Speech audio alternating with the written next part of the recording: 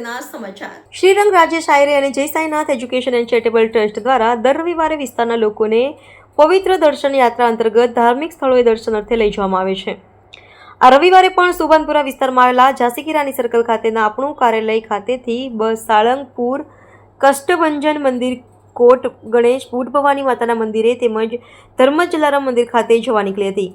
સમગ્ર આયોજન અંગે માહિતી આપતા રાજેશ આયરે જણાવ્યું હતું કે આજે પવિત્ર રામનવમી છે, શિરડીના સાંઈબાબાનો પણ ઉત્સવ છે, ચૈત્રી નવરાત્રિની નવમી છે, ત્યારે પવિત્ર ચૈત્ર માસ ચાલી રહ્યો છે। પવિત્ર દર્શન યાત્રા અંતર્ગત દર રવિવારે અમે વિસ્તારના લોકોને દર્શનાર્થે લઈ જઈએ છીએ। ત્યારે આજે લક્ષ્મીપુરા ગામ, દર્પણ વાટિકા, વ્રજ વાટિકા સોસાયટી સહિતની સોસાયટીના રહેવાસીઓએ આ ધર્મયાત્રાએ નીકળ્યા છે। ભગવાન સૌની મનોકામના પૂર્ણ કરે તેવી પ્રાર્થના છે તેમ જણાવ્યું હતું।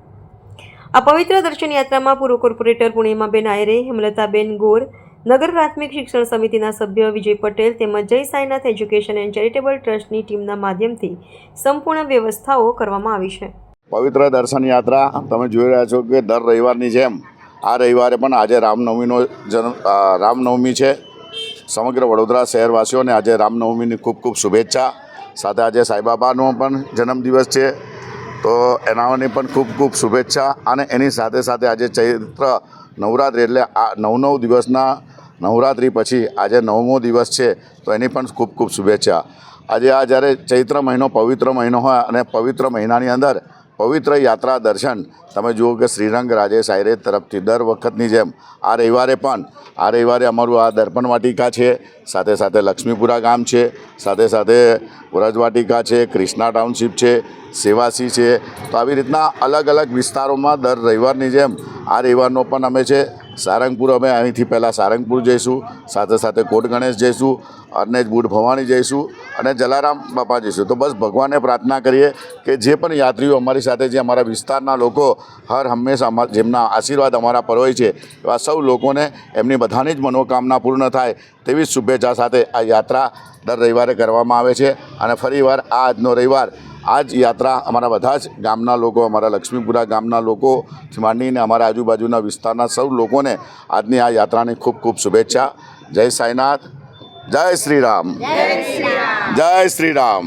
વડોદરાના તમામ નગરજનોને આજના નવમીના દિવસે એટલે કે રામનવમીના દિવસે ખૂબ ખૂબ શુભેચ્છા પાઠવું છું।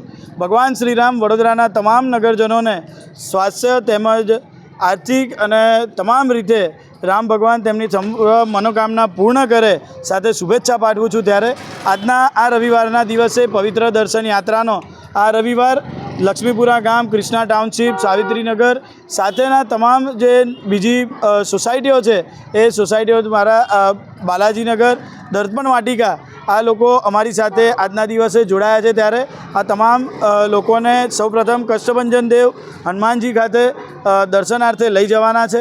ત્યાંથી કોટ ગણેશ ગણપતિ બાપ્પાના મંદિરે અને તેવી રીતે બુટ ભવાની માતાજી, ધર્મજ આ તમામ યાત્રાનો ત્યાં આગળ રૂટ રાખેલો છે।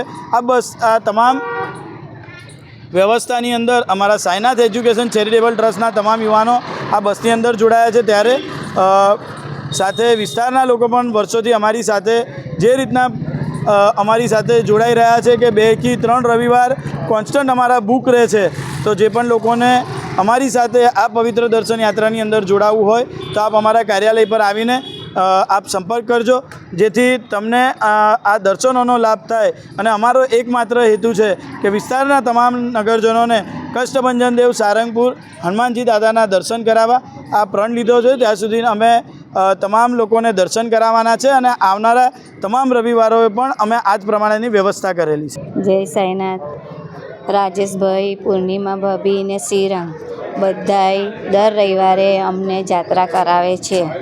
જાત્રા કરીને બધી ઉંમરવાળા બધા લેડીઝોને બધાને જાત્રા દર રવિવારે કરાવે છે, એમનો ખૂબ ખૂબ આભાર।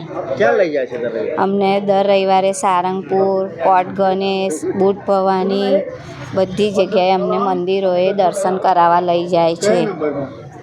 શું કહેશો એમની માટે? એમની માટે બહુ સરસ અમારા માટે કે બધા લેડીઝોને દર્શન કરવા તો લઈ જાય છે બધાને।